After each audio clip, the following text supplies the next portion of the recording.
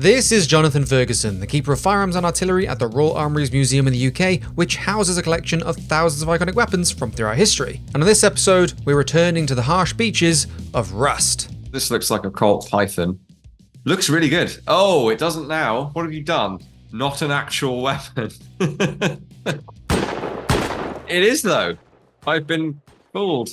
If you like this kind of content, make sure to subscribe and let us know in the comment section down below what future episodes you'd like to see. Right, top up your tool cupboards and sit back as I hand it over to Jonathan. Now, this is very familiar. I don't think it's called it anymore, but it used to be called the P250 in the game. Obviously, it looks something pretty far away from a P250, but... It reminds me a little bit, or the closest thing we would have is the Volks Pistola sheet metal wartime German gun, but it's really very different to this. The only thing they share is that they have some sheet metal and some workshop manufacture to them. It has that exposed dust cover, well, it doesn't have a dust cover. It has that exposed guide rod and recoil spring, which kind of looks cool, but isn't necessarily ideal for function. Unclear how the hammer or striker works.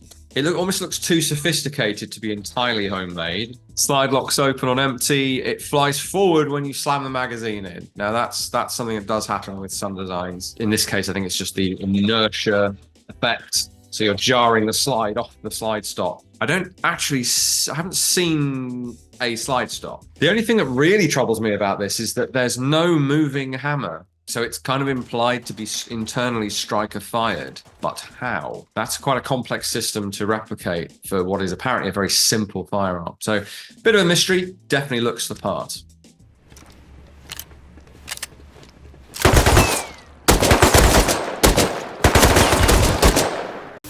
Now we are away from our homemade things. It's like an M14 EBR-esque update of the M14 with an absolutely cavernous rear sight aperture, which is, as if there was any doubt. Developers have told me this now, for sure.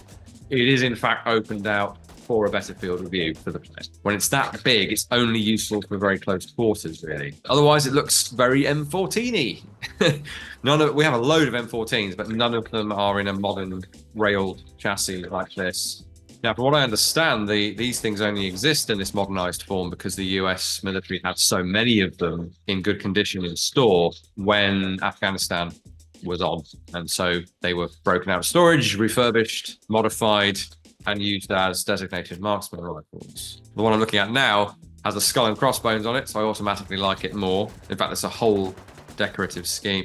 If you're going to put a skin on a gun, make it skulls, and I will hate it less. Oh yeah, you see, the skull and crossbones were fine, but when I saw the side of it, it's too much. Some good rust effects in this game, but if there was ever any game that needed to have decent rust effects, it's going to be this one. Well, I'm prepared to believe that is supposed to be rust, but it's not. I hate to say it, but if it is, it's not really in very plausible places. It's too even overall, and it's almost been applied like wear is applied to all the edges, but it's sort of internal edges. I don't know, it's hard to describe, but I suspect that is meant to be rust. One of the things we struggle to help game developers with is what rusty guns look like, because if we've got rusty guns, we're not doing our job properly. Although we do have a certain subset of the collection that can help with that.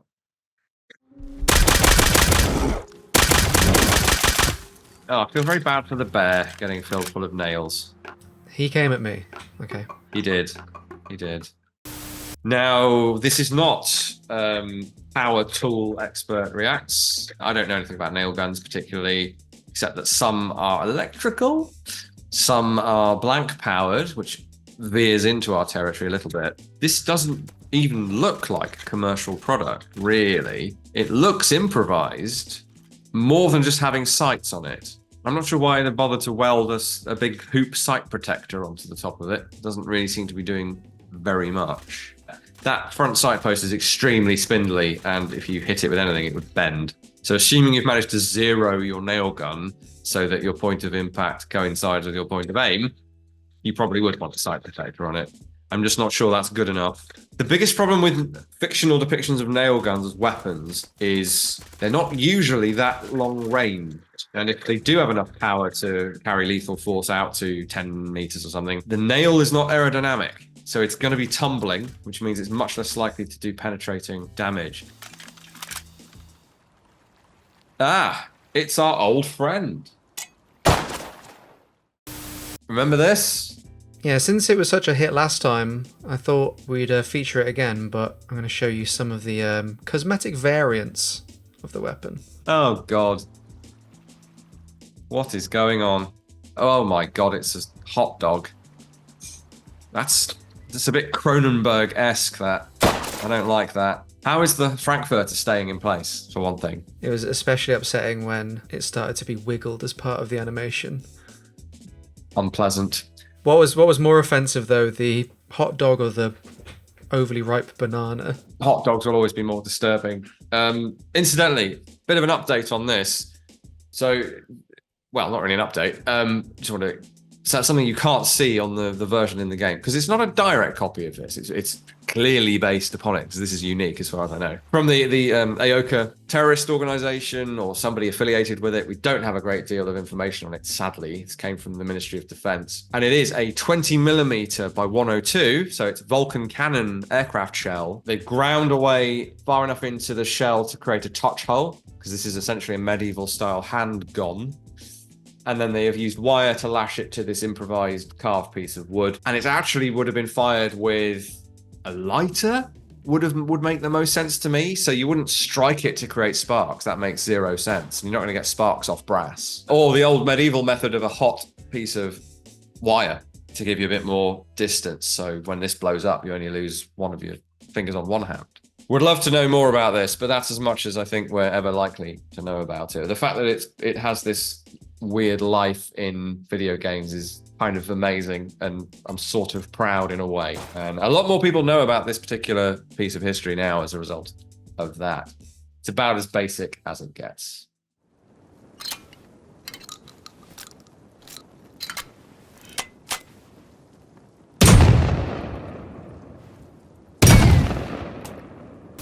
My biggest problem with this thing is how it's locking. Well, it isn't locking shut. Probably the best way to explain my confusion is to show you this. Now, I don't think that the rust gun is copied from this in the same way as our old friend, the Eoka Pistol. This is a homemade Northern Ireland provenance break open shotgun, but it has this latch here. Very, very simple pivoting latch. Undo it, pivots in half. And test firing doesn't seem to have gone very well because the case heads have blown in, and the firing pins on this are sort of external, self-contained in these tubes. I don't know if you can see.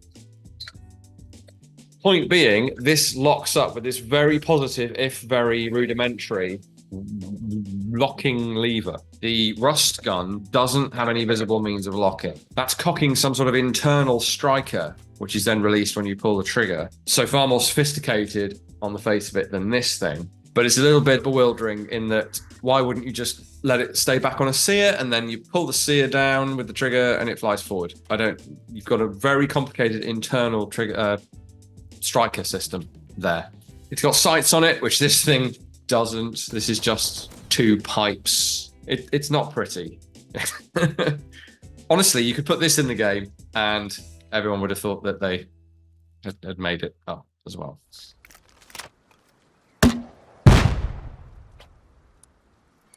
Ah, 40mm shotgun round. So Milcore MGL, you've seen our earlier version of that, I think, before, like this, but isn't covered in rails like this one is. The spread on those buckshot rounds is immense. I'd be amazed if 40mm buckshot, which I've never seen used actually, has that level of spread to it. They absolutely do exist. They were created for the M79, and they're also inserts for 12 gauge rounds as well for the M79. The smoke trails. Smoke trails are very Quake. Grenades don't leave smoke trails. The original explosive shells back in the day that were like a cartoon bomb that you lit and then shoved down the muzzle of something and shot it, they might have left a small smoke trail as they arc through the air with the burning fuse. But modern ammunition doesn't do that. If there's a smoke trail, it's because it's a rocket-assisted or rocket-propelled munition. But this is a gameplay thing. You want to see what the arc is and be able to adjust your aim accordingly. Dave has done the thing you should never do and shoot directly up. I think he did that for fun, though.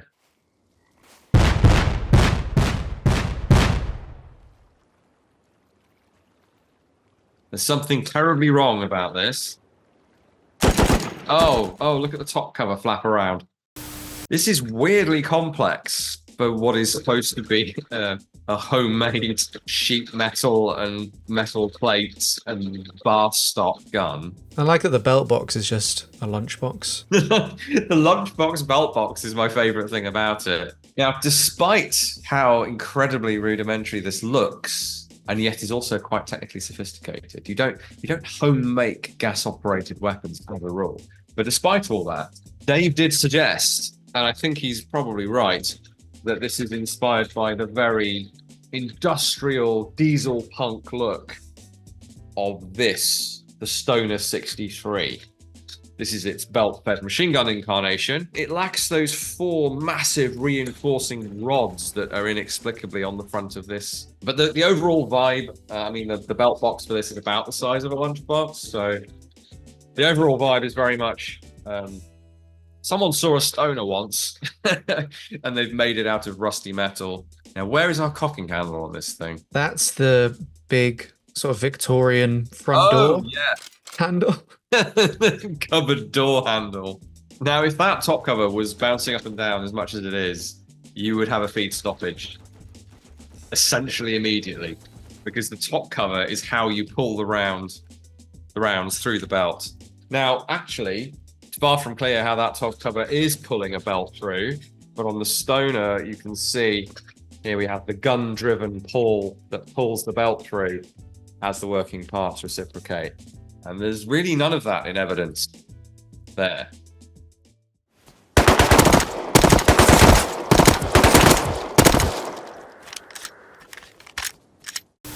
It's another legally different Glock. The only real change is the narrowed, cut-down slide. Interestingly, it looks like it's been based on the blank-firing Bruni Glock-alike, which has that ejection port recessed into the slide because it's straight flowback. It doesn't have a barrel chamber area that locks flush with the slide. The reference for this might have been somebody's blank firing replica, and the fact that the proportions just look off as well makes me think that too. Huge red dot sight on that slide there. It's done the Counter-Strike Glock thing where it can be either single shot or 3-round burst. Oh, I hadn't noticed the 3-round burst. I saw it firing automatic, and there's no visible means of that happening. There's no Glock 18 side switch. There's no aftermarket backplate switch either. So this would have to be either semi or full. There is no way to make this semi or 3-round burst in this case.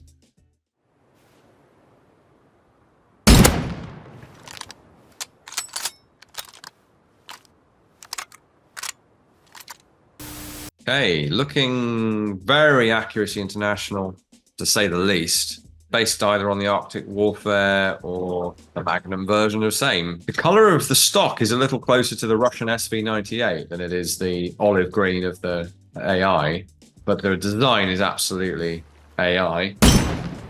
Here is our L118A1. You can see what I mean about the olive green stock, a little bit too neon green in the virtual version. Also has a fluted barrel, but note the cutouts in the receiver here to give you a grip. So the magazine catches at the rear, and then you pull it out. Now I've just seen 5.56 ammo there, so clearly not the Arctic Warfare Magnum, and actually not a cartridge type that Accuracy International has. So some sort of a standardized ammo issue there. That's horrific. Absolutely horrific. I think I struggle particularly with skins that in theory would change the physical nature of the gun. So in other words, it's not paint, it's not stickers or a wrap or something. It's effectively magically carved into the gun or even raised out of the metal and the wood, which you obviously can't do. You'd have to make a new barrel, a new receiver, a new stock with enough additional material to then carve into it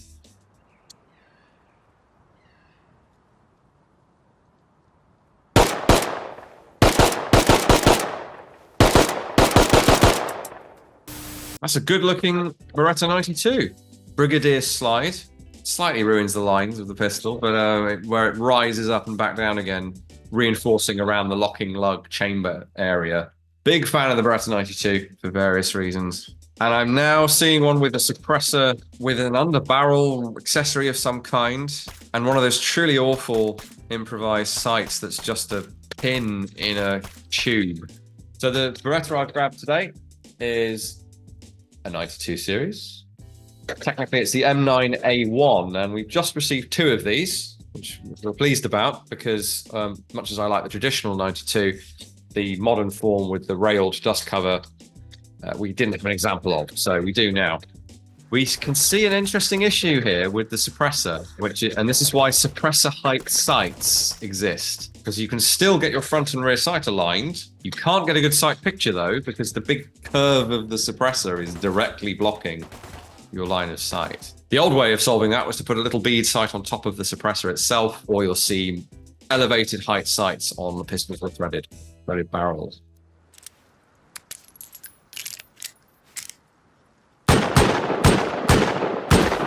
I feel the urge to shout, Coral! Because this looks like a Colt Python. That was a terrible impression of Rick Grimes there. Coral. I can only apologise. And for Dave's, which was arguably worse. I stopped watching after season 2, that's my excuse. You did right, my friend. You did right, unfortunately. Looks the part. Of course, I always think of Half-Life with a big shiny revolver like this. Double action trigger, of course, so that hammer moving on its own is completely normal. Looks really good. Oh, it doesn't now. What have you done? Not an actual weapon. It is, though. I've been fooled. Now, I have seen people Cerakote or whatever their firearms to look like this. So it is plausible to make it look plastic, even though it's still steel. Now, this has been a concern, I know, for some in law enforcement, is that criminals will start disguising their firearms as toys to try and buy an advantage. I haven't seen that done for sure. I think examples have been found where people have been messing around doing that. Whether there was actually a criminal intent behind it, I don't know.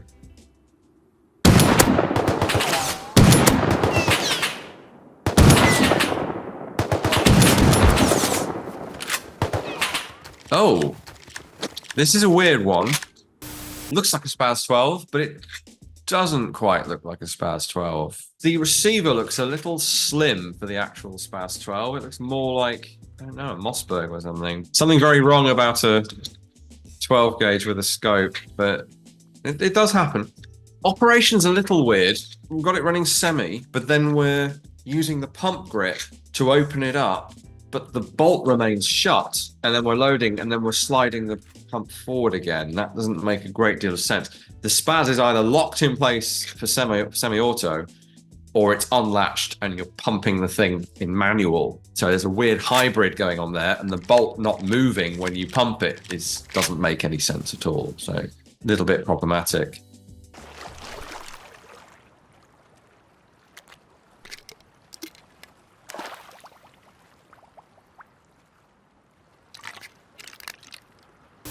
Okay, we've got some water-based guns here. Now, I haven't done extensive research on this, but Rust might have the best water guns in games. It's a low bar, to be fair. I feel like I remember that tacky plastic pistol where you have to take the back off and submerge it with water. I do too. And actually it looks really good.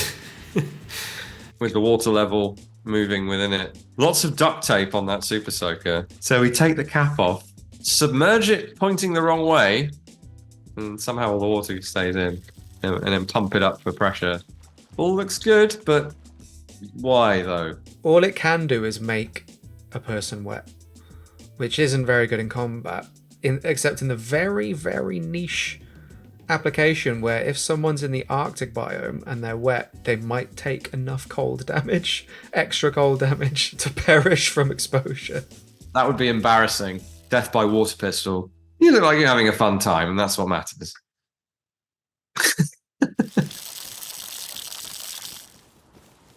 All right, guys, thank you for watching. We do appreciate it, both here at GameSpot and over at the Royal Armouries. We do have our own YouTube channel with a lot of me talking about guns and some of my colleagues as well with the other aspects of our collection. So do check that out if you're interested. Please do come and visit us if you can here in the UK. We have a very cool temporary exhibition on until the end of June called Reloaded, which you might like to check out. Whatever you do, please join us again next week for another one of these Expert Reacts.